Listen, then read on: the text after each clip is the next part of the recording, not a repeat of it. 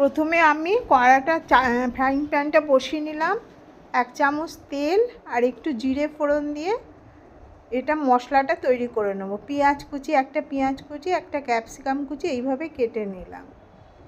Spring roll বানানোর ভেতরে যে এটা মশলাটা দেওয়া হয়, আর এখানে সোয়াবিনটা আমি সেদ্ধ করে নিয়েছি, সোয়াবিনটা দিয়ে দিলাম একটু কেটে কেটে।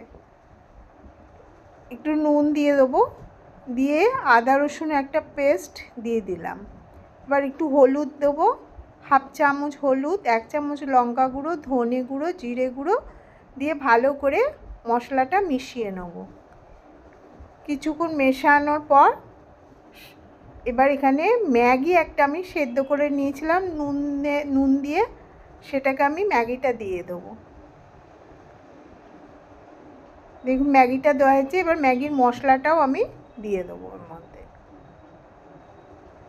একটু আমচুর পাউডার দিলাম, খেতেও খুব ভালো লাগে, আপনি দিলে দেবেন, না দিলে না দেবেন, আমি দিয়েছি, খেতে ভালো লাগে বলে। এবার ভালো করে পুরটা তৈরি করে নেব স্প্রিং রোলের। এবার আমি স্প্রিংটা বানিয়ে নিয়েছি, শিটগুলো বানিয়ে নিয়েছি ময়দা আর এ দিয়ে।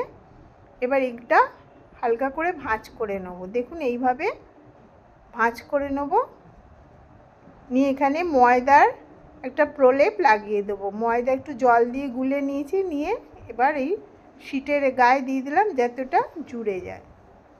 এইভাবে প্রত্যেকটা বানিয়ে নেব। এবার আর একটা ফ্রাইং প্যানে তেল দিলাম, কিছুটা সাদা তেল দিয়ে এবার স্প্রিং রোলগুলো ভেজে নেব।